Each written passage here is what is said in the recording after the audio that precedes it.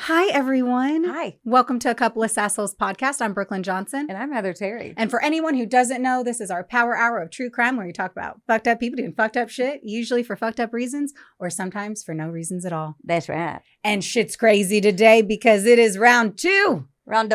Round two of our beautiful episode with Kelly Sutliff, which we've been so excited to be able to talk to.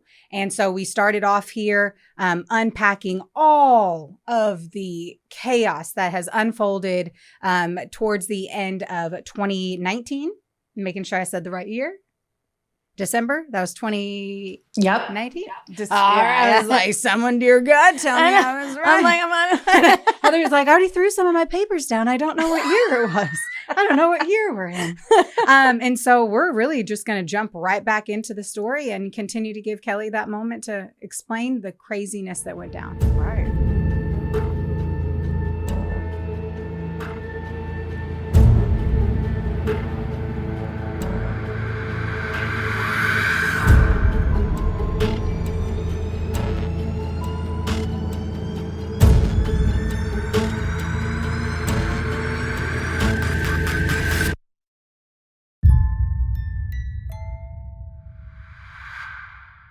Right. Right. So when he moved in, he didn't move in with any guns?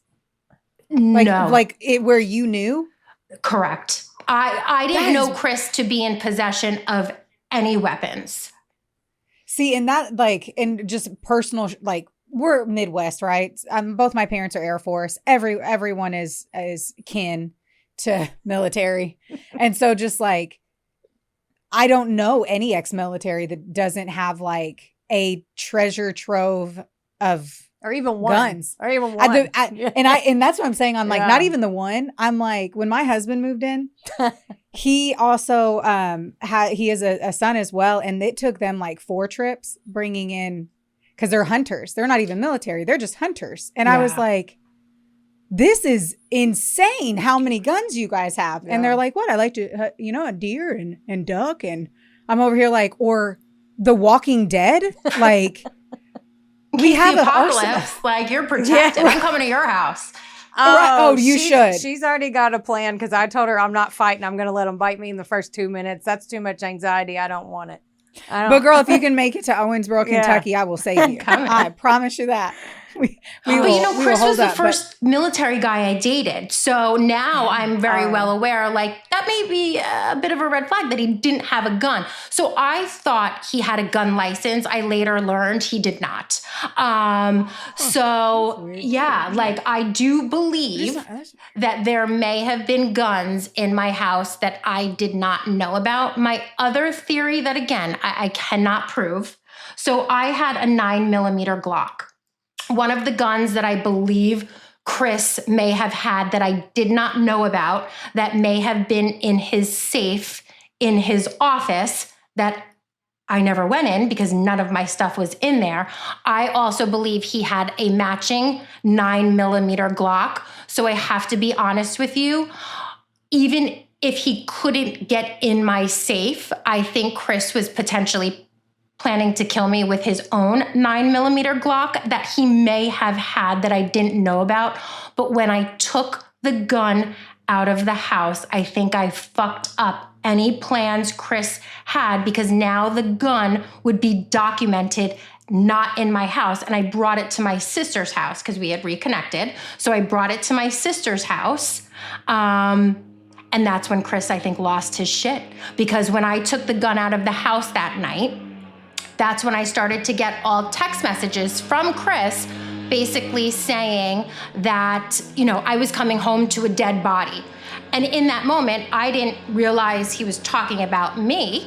I just thought, oh my God, he's potentially gonna hurt himself.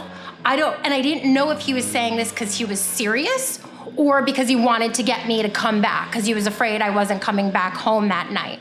So I rushed home, and that's when he got into my face, and he was naked, and he met me in the foyer, and he said, thanks so much for always having the ID channel on, because now I'm going to make this look like you tried to murder me. And then he rubbed his blood all over my face, my hair, my chest, my arms. And then that's when the 45-minute assault occurred, where Chris destroyed my home because when I first came back, my home was in mint condition. So Gorgeous. Chris did about, a beautiful home. he did, and this is a very generous number. I always say it. Chris did $63,000 of damage to my home within 45 minutes that night. However, Chris did well over $100,000 worth of damage. I could only find receipts for $63,000 while intermittently beating the shit out of me. He threw my head through a sheetrock wall where I lost consciousness, threw me into the bedside table where I once again lost consciousness, strangled me 3 separate times that night, held a military knife to my throat, and poured a bottle of Xanax down my throat, trying to get me to swallow the pills to kill myself. And that 911 call, Brooklyn, that you brought up in the beginning, I had no idea that existed until about 1.5 years, 2 years ago. I didn't know one of my 911 calls went through because every time I tried to call 911, there's actually screenshots of and whatnot of the struggle where you see me dial 91 or 9 or 99. Like you see there's some sort of struggle because every time I tried to call 911, that's when he would throw the phone, strangle me. And then I'd be obviously looking. So I had no idea that call actually went through until about 2 years ago. Jeez, the call is chilling as shit. Yeah. And then so I don't think I realized that you left and he sent you those messages and then you came back. So you walk in your beautiful house, your naked husband standing there. Was he bleeding when you walked in before he said that or like? So he had a cut on his wrist and on, I believe it was his face. And the cut on his wrist was, I won't say what the right way, it was the wrong way. So I knew it wasn't a suicide attempt. So he had cut himself. And again, there was no blood anywhere except for on him. And it wasn't that deep. Chris kept making that cut in his wrist deeper and deeper during that 45 minutes, I guess, to be able to continue to spread blood all over the house. So the interesting thing about that is at one point, Chris changed his story 80 million times about what happened that night. At one point, Chris was saying that I cut him.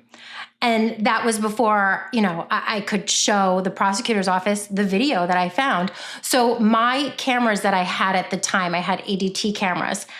At the time you see me pulling in the driveway and walking in my garage, the exact timestamp is of when Chris is filming himself in the mirror, basically telling me to go fuck myself. Now, he doesn't cut himself on camera, but you can clearly see he had just cut himself and then starts filming his little mirror monologue, which we also call the cockalogue. Yeah, we got to dive in. Dude. We got to dive into that because that is the shit. Before I even, I was like, you got to watch this. So send a screenshot. And it was literally of your Instagram, the blurred out. And it's the littler blur. But anyway, so I sent it. It's the most bizarre fucking thing. You're like, what? It was so weird to me. My husband does not like anything true crimey. So he doesn't want to be a part of it. But he watched the episode of Toxic. And that was the only one that he stayed downstairs and actually watched. And I was like, this is important to me. He's like, okay. But that. And that part of it, he's like, my husband is sitting there just like, what the fuck? Same here. What the fuck is going on? Yeah. What is happening? I was listen, I can laugh about this now, but you could imagine the horrifying nature of me being in a hotel room because I had to go live in a hotel for 2.5 months. So that night, I end up going to a hotel. I obviously didn't go through his phone that night. I went through it a few days later. You could imagine how horrifying it was for me to find that. And then obviously everything else I found. Thankfully, I can laugh about it now. But then I was like, holy, what? But then also a piece of me is like, this stupid son of a bitch. Because you're going to try to say, I did all this. And you just didn't think I was going to live to get my hands on your phone, you dumb son of a bitch. Now I got you. Even in that, if he somehow had succeeded in killing you and making it look like it was self-defense. If somehow in this sweet world, which honestly, fuck the judicial system half the time anyway, but if somehow he had actually gotten through it, I'm like, you have so much evidence on the outside of you. Like, but, and I say that and everything that happens at the end of this anyway. Yeah. Right. All the, you have all the same evidence you had. Oh my gosh. So I honestly think if he did kill me and then said this was self-defense or whatnot, like I don't trust the judicial system enough to figure that out that that's not true. I think Detective Lippman would have figured it out 100%. But I think the prosecutor's office would have been like, no, like we think you're wrong. I think Detective Lippman 100% would have figured it out. But, you know, the prosecutor's office, you know, I have zero faith in. So, you know, to be honest with you, the way I also explain it is Chris is a very calculated thinker. So I think without knowing it that day, I kept interrupting whatever his plan was. And I think his plan was to kill me, but like taking the gun out of the house interrupted his plan. You know, finding those messages interrupted his plan. So I think without knowing it, I really kept interrupting his plan. And then I think when the gun left the house, like his plan went to shit and he couldn't think on the spot. So that's why I think it then became so erratic, even though he was completely in control and aware the entire time. Like this was not something where he blacked out at all. Like he was totally with it. But I think he just lost it because his plan went to shit. Whereas I'm a crisis thinker. You know, that's where my training is. So I do really well in a crisis. So I think that's why I made it out alive that night. You know, Chris went, you know, became erratic and I function really great in a crisis. Yeah, clearly. Yeah. That's an understatement of the century. Oh, I'm just going to hide in this closet. I don't even know. So, okay, we're going to get everybody up to speed. Because we've been through a lot. So you're there, you find that first of all, I didn't know that you dumped a bowl of water on him and then printed that shit out. Like that beautiful. I'm going to clap. Bravo. Yeah. We're yes, like clap for that. You come back, you get rid of the gun. He comes in and out all day throwing his tantrums. You loop in your best friend. Then you come to see him naked and bleeding. Then you go through that horrible attack. And then we're going to show some of the clips with your permission of like the damage to your house. Yeah. The house looked like, because on the show, the way that they cut it, spoiler alert, if you haven't watched it, we already told you to pause it. So pause it and go watch it real quick.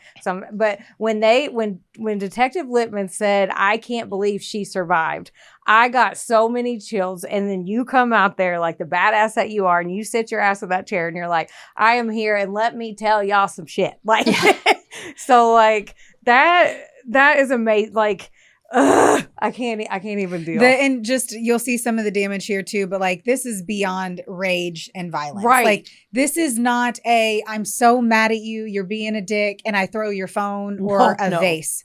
This is ripping flat screen TVs off the wall. This is flipping over your bed, smashing furniture, breaking glass, blood everywhere, holes in walls. The first thing, like when I watch, I'm a house person. I loved your house and your land and like your space. I like just from the jump, I was like, man, that's such a pretty house. Not understanding anything else. Yeah. Anything else. Yeah. And then to know that you had just remodeled it, I feel so much sadness, like on the home alone, which sounds so stupid, but I feel the loss of the home and what you had to just deal with and I had the day of the end of the renovation. And what you experienced there. I'm like, what the? You know what the worst part was? And listen, materials, you know, growing up, if I ever got into a car accident or something, my parents would always be like, it's a thing. Like, it doesn't matter. It's stuff. Like, it can be replaced. So I wasn't, surprisingly, like wasn't devastated that he destroyed the home because I knew that stuff could be fixed. He destroyed things that, like a shadow box that I had filled with things from my mother's wake and her funeral that held so much importance to me. Like I watched that man hold it over his head and smash it to the ground. I watched him tear the chandelier my father bought me before he died out of the ceiling and that exploded on the ground. And I remember saying to Chris, like, you're destroying everything and the things my parents gave me. And he was like, I don't care. I didn't pay for any of it. So he knew exactly what he was doing. So, you know, and so when people say like, oh my God, you must have been really upset about, no, I wasn't even upset about the house. I was upset about the shit that can't be replaced. That really, I'm a very symbolic person. So that stuff like tore me apart. Yeah. And then speaking of things that you love, you mentioned Chester earlier. So can you go into a little bit about Chester as far as that night and how the night essentially ended. How it tied into it? Yeah. So my poor dog, during this, I think, you know, Chris spent the majority. So he destroyed every single room in this house except his office. Of course. Again, another reason why I believe there may have been a gun in there that I did not know about, because the police had to search and go through this entire house and clean it up. They didn't really go in the room that wasn't destroyed, right? So, and again, it was also his office with his stuff. It's his stuff. He's not going to destroy it. Another piece of evidence that goes to show Chris knew exactly what he was doing, because he didn't destroy his room. So he mainly did the most damage upstairs, as well as in the kitchen and the dining room. So I think Chester, my dog, was hiding downstairs where there was much less damage. And I was upstairs during most of the attack. And at one point because I still to this day, I don't remember that much visually from that night. I have like bits and pieces of memory, but auditory, my senses were really heightened that night. And I could hear Chris in the kitchen. And at one point, I couldn't find a phone anymore. He had thrown them, and I could not find one. So I knew, and again, remember, I didn't know that one 911 call went through. So I remember thinking like, you know, he told me he was going to kill me. So I need to get out of the house. Because the third time Chris, and this is the only thing I regret from that night. The third time Chris strangled me, he could see that I was trying to speak. And he lifted his forearm off of my throat and he said, you know, what are you trying to say? And this is what I regret. I just looked at him and I said, you know, kill me already. And he laughed and he put his forearm back over my throat and he said, not yet. You're going to watch me first. Meaning I was going to watch him destroy my home. Then he was going to kill me. So after that, like it was verified to me that this man is going to kill me. Like that's what's happening tonight.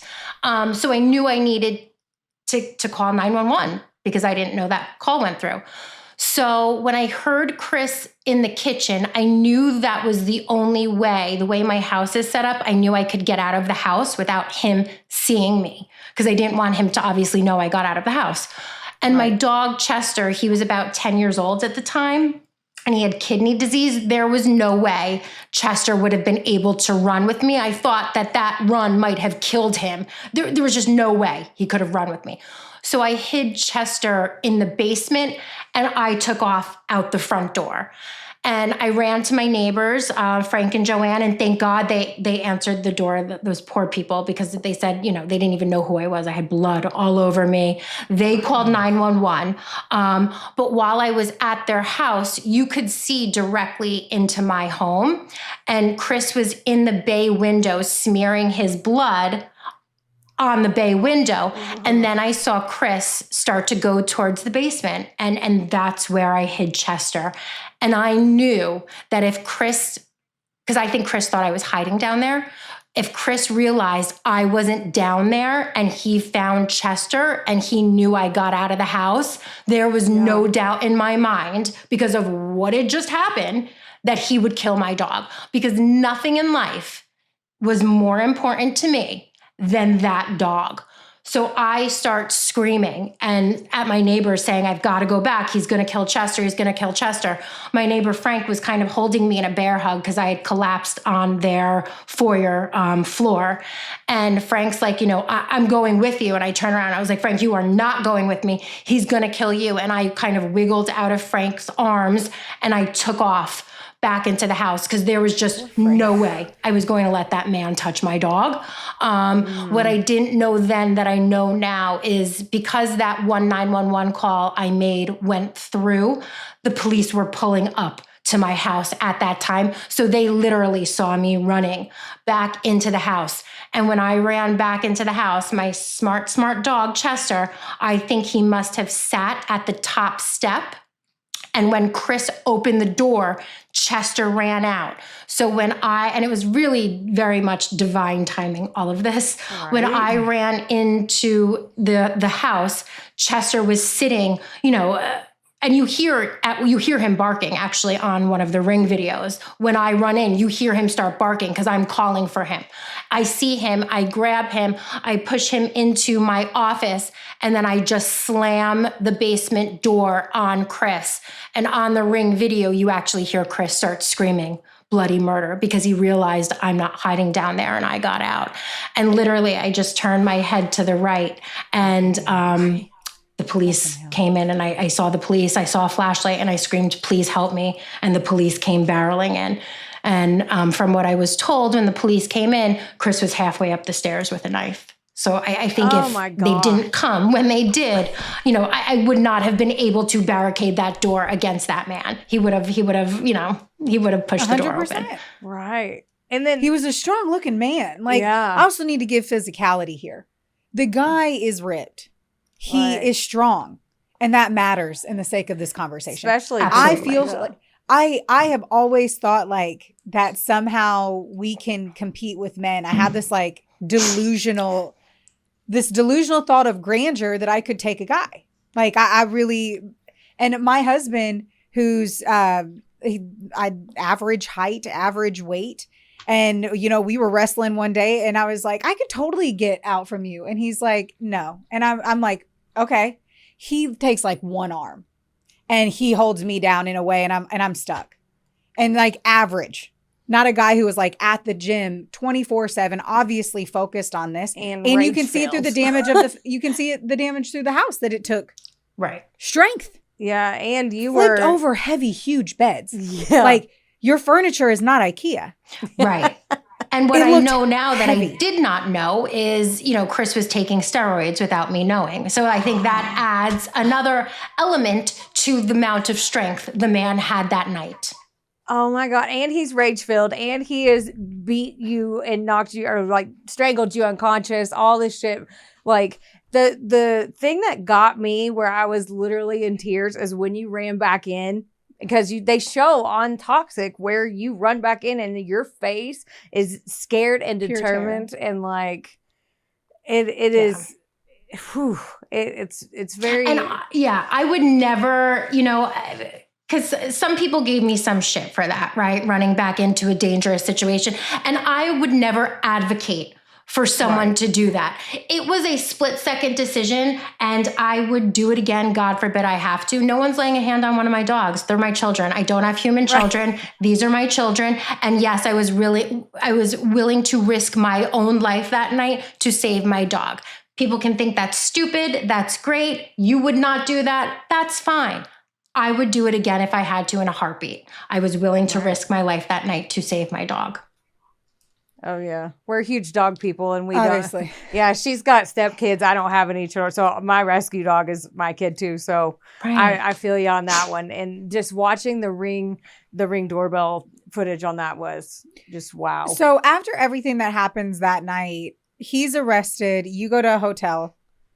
And then what happens when you realize he gets out on bail and isn't even, I don't think he was in there for 24 hours, was he? So he didn't even get out on bail because we have something in New Jersey called bail reform. Oh, shit. So if you're a first-time offender, which on paper, Chris is a first-time offender. Now I know now that his exes all say, that he has been abusive to them in one way or another. It's clearly been the worst with me, but he does have a history of being not only violent, but abusive and toxic. And so on paper, yes, Chris is a first-time offender. So Chris didn't serve 1 second in jail. He was taken to the hospital that night, and that's where he was, when he got out of the hospital, I believe he had to go to the police station, and that's where he was served his charges. And that was that. So Chris never, and I was horrified, because even when I had, restraining orders and whatnot, temporary restraining orders, Chris started stalking me. And, I'm not giving him a compliment when I say this, but he's good. Like, he utilizes the law really well to get away with things. So everybody knew that he was stalking me. Detective Littman 100% believed me. The police had a deer cam at my house at one point, and they said, like, we have his car on video, like, you have it on your videos, but we can't get the license plate. And even if we did get the license plate, we can't prove it's him behind the wheel. And I remember saying to them, like, what do you want me to do? Like, walk outside and be like, hey, babe, like, roll down your window for the quick photo op. Like, yeah, right. What do you want me to do? So like, it was really, really scary. And then, like, there's this element of severe paranoia, because you realize I have no idea who I'm married to. And then I start finding out all this crazy shit. I hired private investigators. I used to call it like I'm working my own case. I lived and breathed this for years. You had to. So I'm going through things and finding out things like, then it becomes this paranoia of I don't know who I can trust, because I don't know who Chris knows and who he's got following me and whatnot. So like, it was really horrifying. And then, like I said, like, he really used the system against me. He had my gun taken away, where there was on my gun an illegal magazine that Chris was supposed to get rid of, that clearly he purposely did not get rid of. And he went and had my gun taken away, where I was red flagged, and the prosecutor's office wanted to charge me with a felony. So now he's using the law against the victim, me. That I think that part made me the most. So I have a 9mm Glock, and like, I just feel safe with it. I have no intention of using it. I do like to shoot guns. I do find joy in that. But at a target in a field. Yeah. But like, the thought that was the thought that was your one real safety moment. Like, that was a tool to save you. And he got it taken out of your home when the cops come to your house to make you feel like you are a felon and that you've done something wrong after being horrifically victimized. You have to give your gun, and you turn back and you look at, and you can see you in the camera, and the defeat. I was hysterical. It's palpable through a shitty ring cam. Yeah. Right? Because what do you, like, I could feel your head go like, what can I do now? Like, what is left? Like, there's nothing else left. And in Toxic, they kind of hint at it, but they don't explain. So I believe Chris watched that whole thing go down. So basically, this is a month and a half after 12/16/2019. So a month and a half after the incident, Chris, on a 5 o'clock on a Friday, goes to the prosecutor's office, goes before a judge with his piece of shit lawyer at the time, and basically says, my wife is a danger to herself, other people, and she also has a high capacity magazine that is illegal. Now, they got it wrong in the show. It wasn't a 20 round magazine. It was 12. It was 2 extra bullets. And I have to be honest with you, the 2 extra bullets were taken out in September when I went to a shooting range and that's where I learned that the gun the magazine was illegal. And that's when I came home and said to Chris, like, oh my God, did you know this? He's like, no, I didn't, but I'll take care of it. And of course, obviously he never took care of it. It was only 2 over. Yeah. Wow. So my sister, who I now no longer speak to, partly because of what I'm going to tell you right now. My sister had a friend that worked at the prosecutor's office. So the gun at that time was still at my sister's house because it was documented to be there. And I wasn't told I could take it yet. My sister gets a call from one of her friend who worked at the prosecutor's office and basically said, Chris and his lawyer were just here. They're coming for Kelly's gun.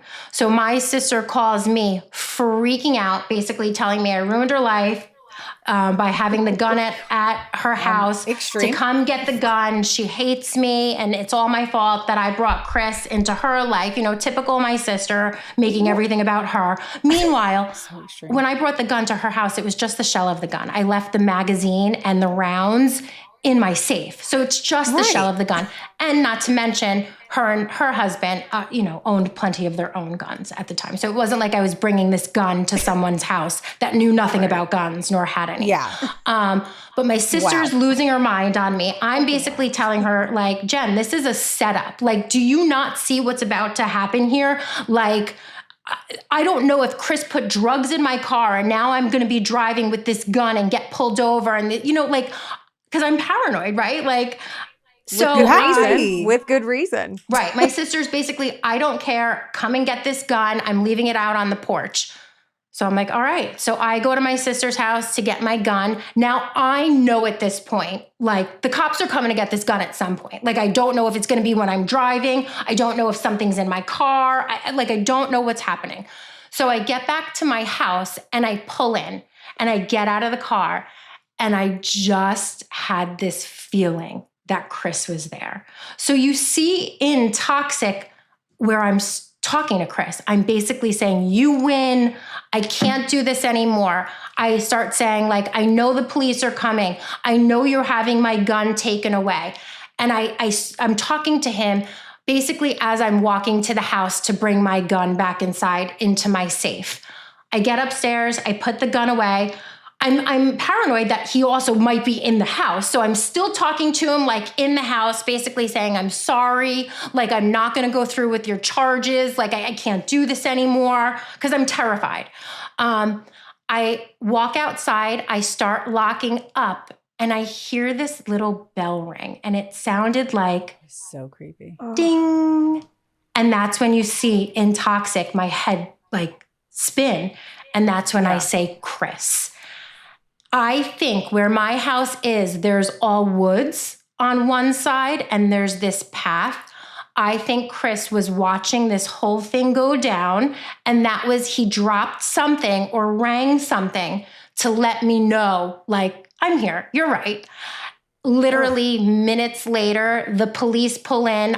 I, say to them, you're coming for my gun. And they're like, how do you know? And I'm like, a little bird told me. And then I'm just hysterical, basically saying to them, how can you do this to me? And they're like, we don't want to do this. Like, these are direct orders from the prosecutor. And I'm like, I know, but you're here. Like, how can you do this to me? Then it clicks to me and I go, oh my God, when the police took the gun out of my safe, I go, the magazine's illegal. I said, are you going to arrest me? And that's when it clicked to me, this son of a bitch never got rid of the magazine. Now I'm getting in trouble for this. So then after the police leave, you can see I'm hysterical. This was devastating to me because this basically also just said to me, the system's not going to protect you because really it just fucked me, right? So now I'm thinking my ex is after me and going to kill me. And the system that's designed to protect people like me totally just screwed me over and is leaving me in the wind. So I drive back to the hotel and I get out of my car and there was a Dunkin' Donuts kind of across the way of the parking lot. And I put my foot out of the car, I open the car door, and there's Chris sitting in the Dunkin' Donuts parking lot, flicking his lights, and then he peels out, basically saying, you were right, I just watched that whole thing go down. It's like, what the absolute fuck? Yeah. What the hell? Man, one of the questions was like, when did you realize, that the relationship was completely over? And it's like, you woke up that day and obviously I feel like the series of the events for you unfolded in such a like cattywampus way almost. It was like you kind of got a few little red flags. Yeah. Now, whenever you look back to it, but really like a dam was just opened up almost. Right. And you were tidal waved right out of there. Right. Like the way I also describe it too is like, so that day that everything was happening, you know, one of the times later in the afternoon, one of the times Chris came in, he basically was like, are you leaving me? And at that point I had made the decision that yes, I was. So basically I think I was poking a bear that I didn't know was a bear. And I turned to Chris, you know, and again, the most dangerous time for someone to leave or the most dangerous time for a victim of domestic violence. And again, at that point, I didn't know I was a victim, right? Or an abuser. So, but it's important to say that the most dangerous time for someone who is in a toxic relationship or an abusive relationship is when they leave. Again, I did not know I was in that. I just thought I was dealing with a cheating piece of shit husband. So by the time I had made the decision that I was leaving, it was in the afternoon. And that one of the times he came in and said, are you leaving me? I turned around and I said, yeah, Chris. I said, this marriage is completely over. There's no way I can stay married to you. And that's when I think he was like, okay, she's going to die now. Because no one leaves Chris, right? No one leaves Chris. I am the first out of all of his exes to be the one to leave him. He typically leaves everyone. You are the only one, like you're his only ex-wife, right? Had he been married before? No, I'm number 4. Chris got married, from what I understand, in different states and whatnot. So I'm number 4.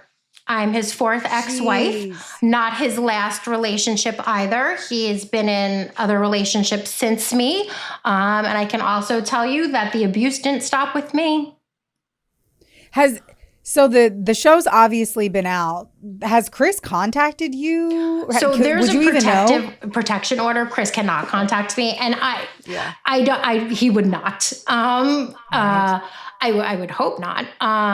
You know, obviously he's not. I have heard word of mouth. He is not very happy about the show. I didn't think he was going to be. You know, he didn't know about it. That's what I was gonna ask. Did he know? So no.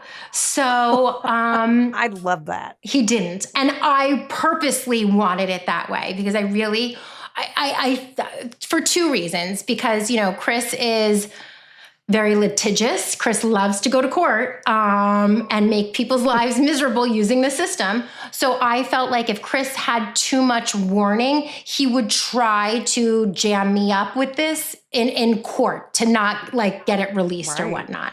But also I just really wanted the surprise element for him. I just wanted him to think his life was going really great. And then all of a sudden to find out like, no, I'm just airing your shit on national TV now when I've never exposed your face or your real name before. I've decided to go balls to the wall.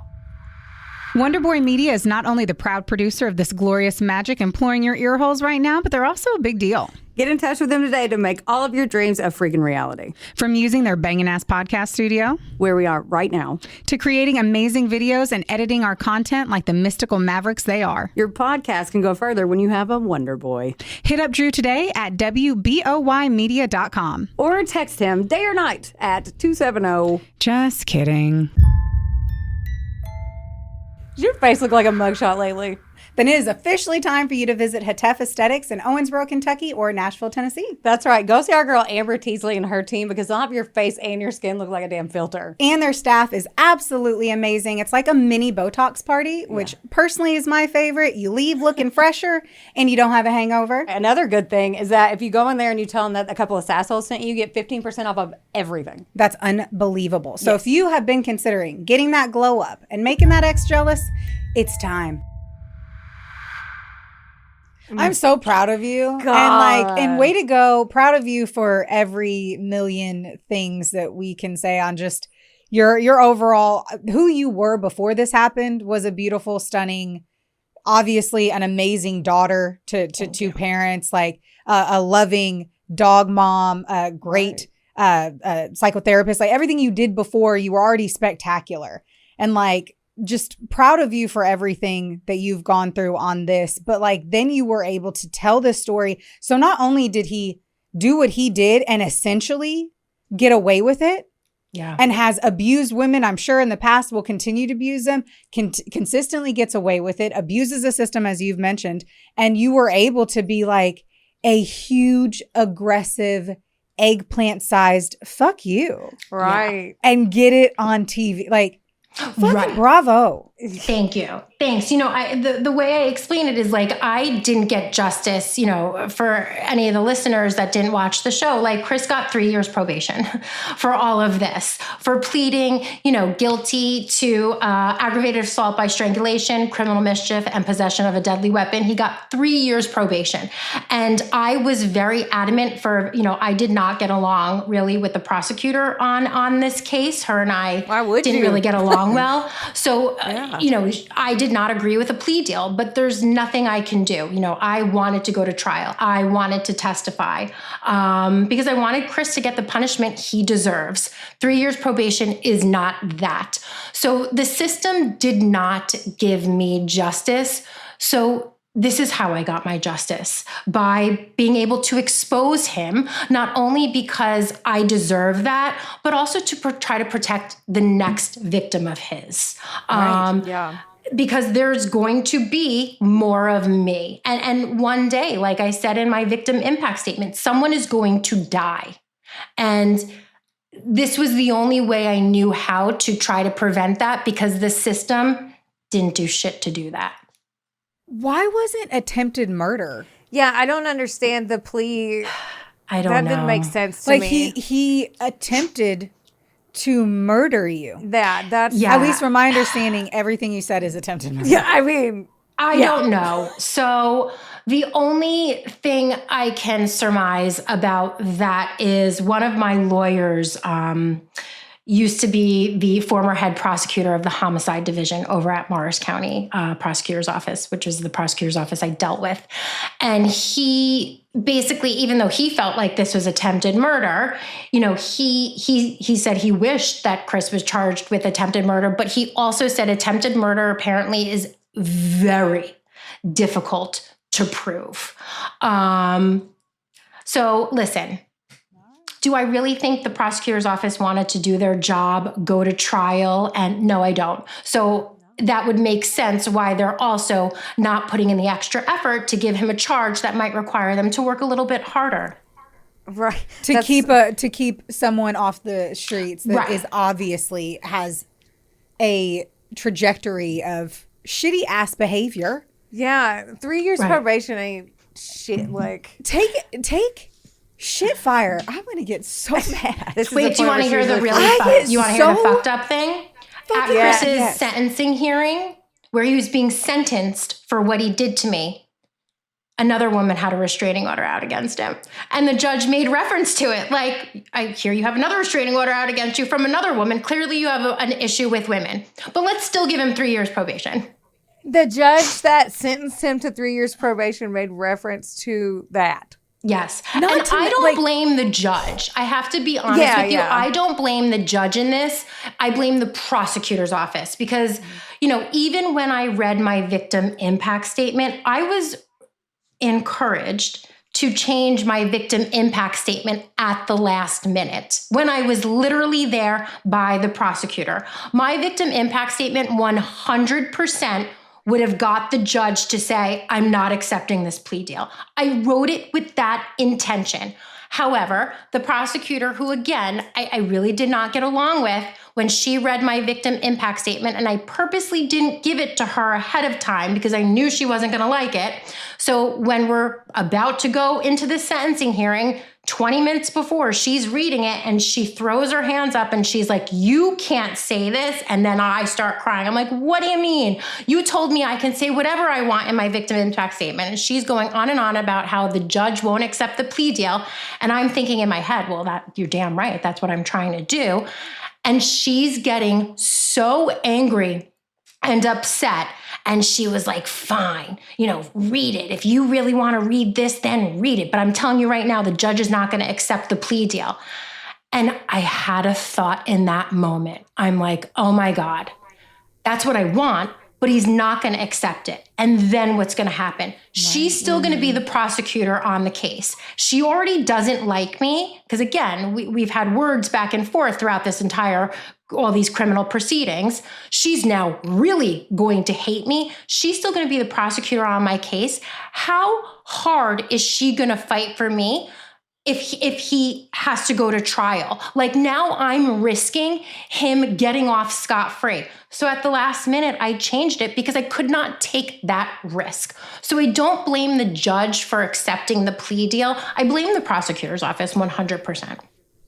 That blows my mind. The fact that you said she as well. Like, women should stand up for women. And then when you were talking, you were like, the prosecutor's office, and you said, and she said, and I'm like, a female. That's it. It just makes it feel worse. Being like, women are supposed to lift up women, especially now. Like, protect each other. Exactly. And then like I can't. You would think. And listen, like, right. I think, I think she probably has been and can be a really great prosecutor. My lawyers and I talked about it she just did not like me. For whatever reason, she just did not like me. That was very evident. I mean, my lawyers and I had a meeting at one point where, I told them right off the bat about the sexual assault. Like, we all sat down and we decided not to report the sexual assaults. I ended up reporting it later, but at that time, because of the way she and the prosecutor's office were treating me, we felt like me coming forward and saying, hey, I also found this in his phone, they'd be like, oh my God, she's lying. And so, but that just goes to show you how sad that is, that like we made a group decision with about not reporting something because of the way I was being treated. And on top of that, the prosecution is having you change your victim impact statement. Right. Well, they didn't make me. Trying, right? Right. They didn't make me. Towards. They just basically were very clear they didn't like it, and there'd be consequences of a plea deal not being accepted, which they wouldn't be happy about if I read it. It just seems like it is your one moment of a statement. Right. It's like, this is me saying how this has impacted me and only me. Yeah. So here's my truth. Right. And here's the thing. So, Chris, I believe things really come full circle. So Chris, basically said, thanks so much for always having the ID channel. So I did him one better. I got him his own fucking episode. And the last thing the prosecutor said to me was, you blog, right? So why don't you put your real victim impact statement on your blog? So you know what? Fuck her. I did her one better too. And I put her story on national TV too. So that's the way I look at that. And this is why we have a girl crush on you. I know. This is definitely why we want to, when we grow up, we want to be you. This is why we will come and fly to New Jersey. I know. We will meet you in person one day. I guarantee it. You have to come meet my dogs. Oh my God. Yes. Speaking of your dogs. Yes. So first one, because like we said, we're huge dog lovers. So they took your gun away. Chris still lived how close to you? Like in the vicinity? So about 40 minutes away, but close enough to stalk me, which, clearly he was doing. And to be honest with you, like, listen, you guys have a great sense of humor. I've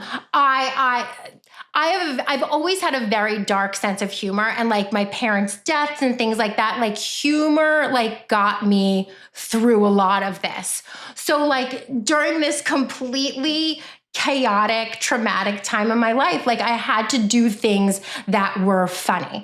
So I did some stuff like when Chris was stalking me. So at one point I was like, all right, like I need multiple cars.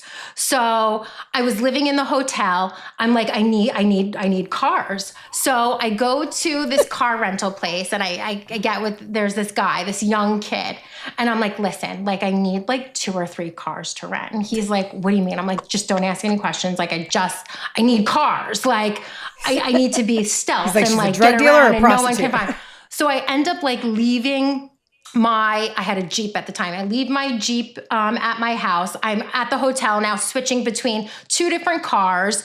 And I see Chris is on my cameras, I see who I think is Chris driving by my house. So I'm like, all right. I'm like, you know what I need? I need a man's car. So now I go back to the rental place and now I know the guy's name. His name's Kevin. So I'm like, Kevin, I need a man's car. And he's like, you want a Hemi? I'm like, yeah, give me a Hemi. So I'm in this big Ford F-150 driving. Now, I'm not driving around in this car. I'm simply like, you know what? Screw Chris. I'm going to park this car so he thinks I've got a man at the house. I'm living at the house with this car. So now this is how I'm like having fun with this traumatic, horrifying situation. You're so perfect. You gotta cope with it. So perfect. So now I'm like, yes, like this is really going to get his goat, right?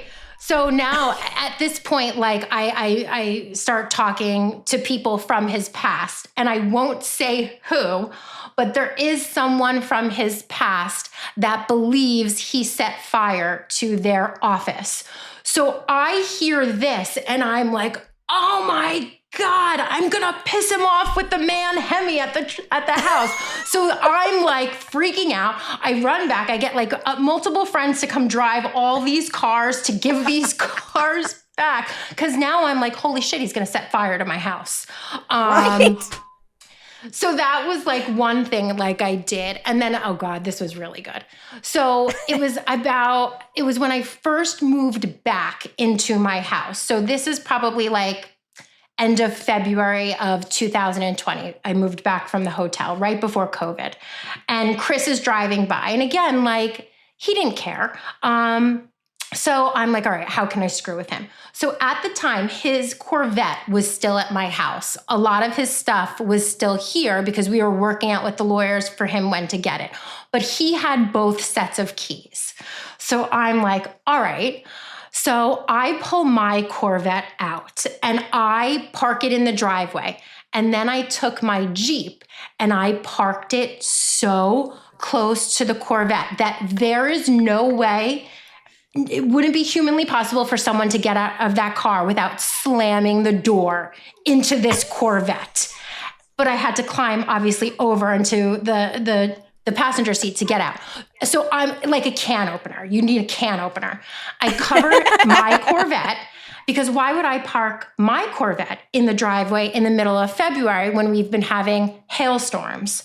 So I'm like, Chris is going to drive by and think that I somehow got his Corvette out into the driveway. And now I'm parked so close. He's going to think every time that I open my door, I'm slamming it. And lo and behold, I was like a pig in shit. The nights that I had that Corvette outside covered, waiting for him to come by. Lo and behold, there I have on my Ring video, there's a video of a car that drives by, slams on the brakes, and stops. And I'm like, oh my God, it had to have been him. So I'm like, he's totally coming back the next night with his keys to be like pressing the keys, trying to figure out. So the next night, I kid you not, I'm staying up all night because I just really want to watch this now go down. There was someone, and I have it on video too, that drove by, sat in the cul-de-sac area, and I guarantee it was Chris pressing the keys, then probably figures out, like, she's fucking with me. It's her car, not mine.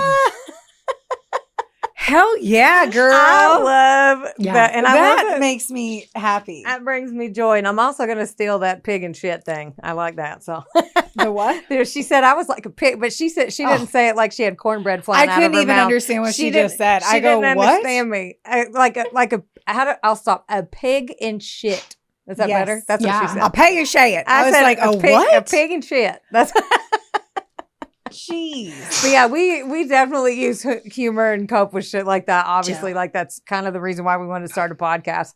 Like, I'm just happy you were able to like fuck with him, man. I'm happy you were able to like poke the bear, elbow the rib. I had to. There had to be, at one point, like my lawyers were so great. I would send them sometimes some of the most unhinged emails, totally unhinged, where I'm just like going off about Chris, his lawyers, the system, like just completely unhinged. At one point I had said to my lawyers, I'm like, this is going to be like a Netflix series someday. And like, I get to pick the cast of the Netflix series because you would know by who I pick if I like you or if I don't like you.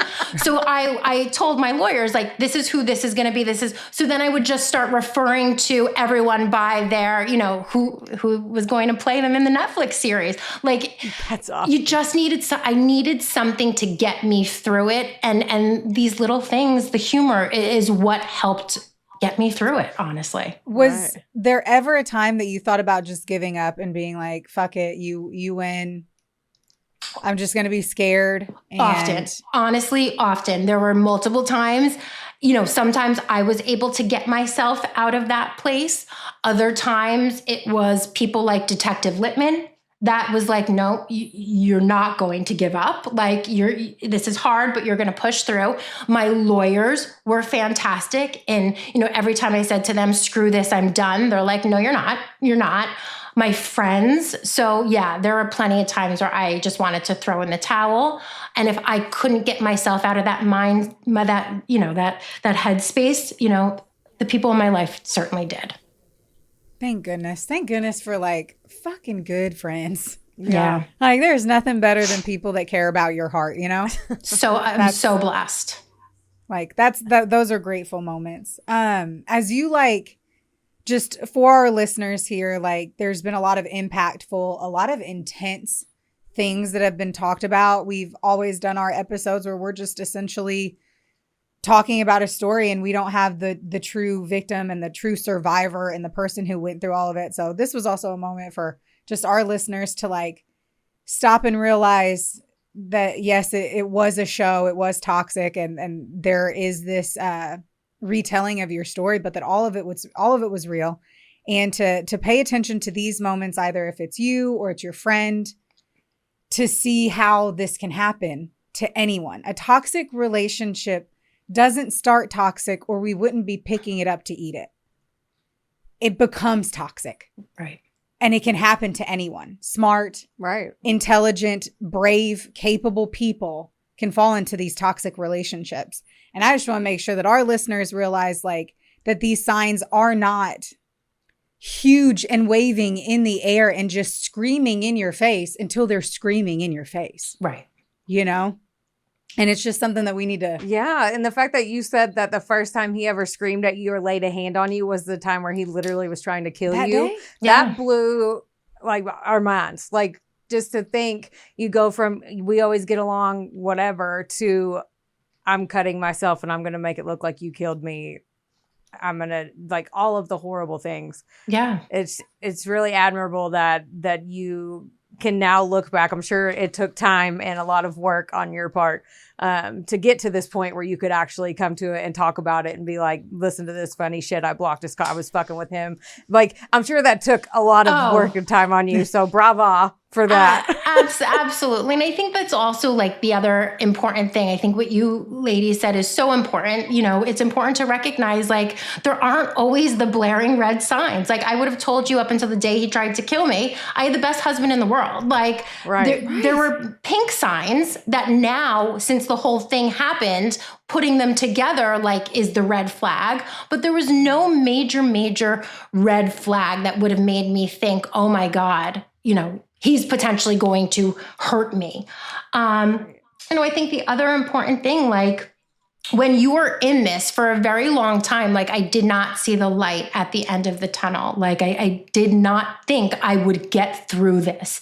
Like if you were to ask me 5 years ago, would I be where I am today? There's no way in hell I would think I would be where I am today. And, through this experience has come, my love for protection dogs, because of the stalking and because my gun was taken away from me. Someone once said to me, like, I think you need a protection dog. And maybe I was ignorant, but I thought you needed to be police or military. Like, I didn't realize normal people could have protection dogs. Yeah. No idea. Yeah. So Until you. I went on Google. I found this guy named Bobby Gerla of Metro Canine Academy up in Randolph, New Jersey. I called him and I basically said, hey, listen, like I'm a domestic violence survivor. I'm kind of like in the thick of everything. Like my situation's really bad. I'm going to send you this video of my house so you can see what I'm dealing with. Maybe it'll help you to decide what kind of dog I need. So he must have watched this video. He calls me 15 minutes later and he's like, listen, I've seen some really bad shit in my life. This is like the worst fucking thing I've ever seen. I don't even know you, but I don't want you staying in your house without a dog. So can you come up tomorrow? And I've got 2 dogs for you to meet. So I'm like, okay. Now I have no idea what I'm really getting myself into with a protection dog. I'm just thinking like, I need something to keep me safe. So I go up and he's got these 2 dogs. One was Axel and he's like, you can't have anyone over. He's like, no, literally, like if someone you want to come over comes over, like the dog has to go away. And in that moment, I was like, I don't really ever want to be around people again. So maybe that's a good idea. And then I'm like, you know what? Like maybe at some point I'd like to have someone come over. So maybe Axel isn't for me in the long run. So he's like, Stella. I have Stella, like fully trained, super, she's very territorial. Like no one is getting into your house that you don't want in your house. Like if you want someone in your house, she'll be okay with them. You've got to introduce them outside. And then, you know, she has to see that you're letting them in the house, whatever. So I always tell this story about Stella. So the first time I met Stella, one of Bobby's workers brought her up to me. And Stella isn't a lovey dog. She's affectionate, more affectionate now, but she sat down next to me and I was just kind of petting her, getting to know her. And this guy starts walking towards me to come talk to me. And Stella took her right paw and just put it over my left leg and leaned against me. And in that moment, I was like, she's basically saying she's got me. And that was when I knew Stella was coming home with me. And really, like, that's where my love, not only for protection dogs, but the training. So I kept up with the training because I fell in love with it. It gave me a passion. It made me feel empowered. It made me feel alive again, confident. All the things that I had lost because of my situation, these protection dogs and the training gave back to me. So, you know, I continued training with Stella. I still train with her till this day, but I ended up getting a puppy, 8 weeks old in, I think it was, he's going to be 3 in September. So in 2022, who I trained in protection work from day one that I now compete with in competitions. And I recently just got another protection dog, a Doberman, who I'm in the process of training with. And about 1.5 years ago, I thought to myself, like, what better way to give back what these dogs have given to me than by giving other survivors a protection dog. And protection dogs are super expensive. So, you know, it's not something anyone can just afford, understandably so. And that's how Kelly's Canines Tales of Courage was born, where we provide domestic violence survivors with trained protection dogs. We love that. Yeah. And we think that's the most magnificent thing ever. How can people find out more about your organization? How can they donate? How can they support? Absolutely. So you can visit us at Kelly's, KELLYS, Canines, it's K and then the number 9s.org. So kellyscanines.org. You as a survivor, we have the application on there. We also have the training requirements, because what happens is, even though you're getting an already trained dog, it's really important that the survivor knows how to work their dog. So the survivor joins in on the training. So we're also really building a community of all these survivors coming together who have trained protection dogs, and we're training with each other. There's also a place to donate on there. You can find me and Kelly's Canines on all social media platforms. I'm very active on TikTok and Instagram, as well as Facebook, under Kelly's Canines Tales of Courage, as well as Real Talk with Kelly. Thank you for that. Yes. I know the big dog energy shirts are probably my fave. Yes. To There say were the logos. very, very least. And you do, you know what? You do have big dog energy. You Thank really, really do. Like, I mean, we did a lot of pre-work before we started talking to you today, but I think my jaw dropped about 14 different times. Yeah. I took my glasses off because my eyes started watering a little bit. I'm not gonna lie. Heather, I'm this emotional. morning, we met this morning and she goes, I think I'm just going to watch the show again. And I was like, how many times have you watched it? And she's like, I think that's my 4th or 5th. And I was like, Heather, I was like, now you're brinking being crazy for Kelly. I have a horrible memory. And she goes, yeah, but I just want to make sure that I go, the whole goal is that like today, Kelly's going to tell us some shit we didn't see. So I go, you don't have to watch it again. I was just afraid I'd forget something. And she probably did. So the number one person who's watched the show the most, I can guarantee, is already Heather. I appreciate and I love it. And here's a good thing that you guys didn't see on Toxic that I think you guys will very much love. In Chris's mirror monologue, otherwise known as the cockalogue, they don't finish it with the last sentence. So Chris's last sentence in that mirror monologue, as he's shaking his little pee-pee around, is at least someone else can check out my dick. So Chris, if you are listening, I've been keeping a tally for you. Multiple people have now checked out your dick, and there is not one person that is impressed. I mean, the blur did look a little small when he was swinging it around with his wang in the wind. I did not have to make a big blur. I did not. Dude, oh my God. Thank you so much. Thank you. I am And Chris, so happy. everyone thinks that your dick is small. Yeah. The whole world is sitting here. PSA to Chris. PSA. We are all sitting here and we think your dick is small and your attitude is shit. Yeah. And fuck you and don't touch women. That's right. I wish diarrhea upon him for the rest of his life. And then, oh my God, that video, I swear to God, I want to get it out of my brain forever. Oh, no, I don't. I laugh about it randomly. I do too. I truly do. Randomly. And this is so stupid to even say, but like randomly, I will like walk out of the restroom and I'll just think about like that weird video of Chris like flinging his dick in the, it's basically like him slinging his dick in the mirror. And like, I was on Tinder and everything, right? I have gotten so many stupid videos of dudes with their dicks out in like a bathroom and they do that. And I'm like, what are you doing? Right.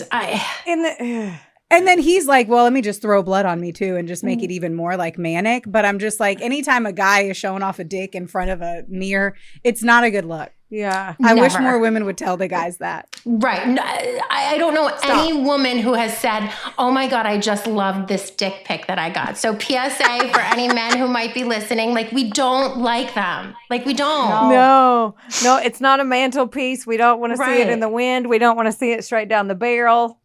We're not printing it. It's not going in a frame. We like them, but you know, I like pizza too, but I don't want to look at it all the time. You know what I'm saying? Right. Well, thank you so much. Yes. We will make sure to highlight all the ways that everyone can find you. Please make sure that you guys support Kelly, support the episode, support all of the women who are pushing forward for the victims whose voices have either been taken from them, stolen from them, or never even heard. So thank you for everything you do. That is the fucked up, crazy survivor story of Kelly Sutliff up against our little douche canoe, Chris. And that was our episode. Thank you. Clap, I feel like we should too. I feel like we should clap for Kelly. Don't forget. Thank you guys for having me. You guys put on an amazing show and have an amazing podcast. And I'm just so grateful that you asked me to be a part of it. So thank you so much. Oh my God. We only paid her $22 to say that. No, for all of our, thank you for being an honorary sasshole. Now you are forever. We're kind of, so you're welcome for that. Everybody else, like, rate, review, subscribe to our show. It's free. Gives us a little bit of an uptick there. It is free. Well, some people are like, well, it'll cut. Nope. Like, rate, review, subscribe. It's free. Yes. Thank you all so much. Don't forget, don't get mad. Get sassy. We love you. We love you. Bye. Love you. This episode was sponsored, edited, and produced by Wonderboy Media. Get the deets at WBOYmedia.com to see how you can make your podcast dreams a reality. Help us out and be sure to rate, review, and subscribe wherever you listen to our audio project. Don't forget, follow us on Facebook, Instagram, and TikTok at, of course, A Couple of Sassholes. Want more sass? Become a member of our Patreon for bonus content, merch, and more. Plus, we're on Cameo now, so there's even more ways to get the sass you need just how you like it. As always, don't get mad. Get sassy. Theodore, can I bet that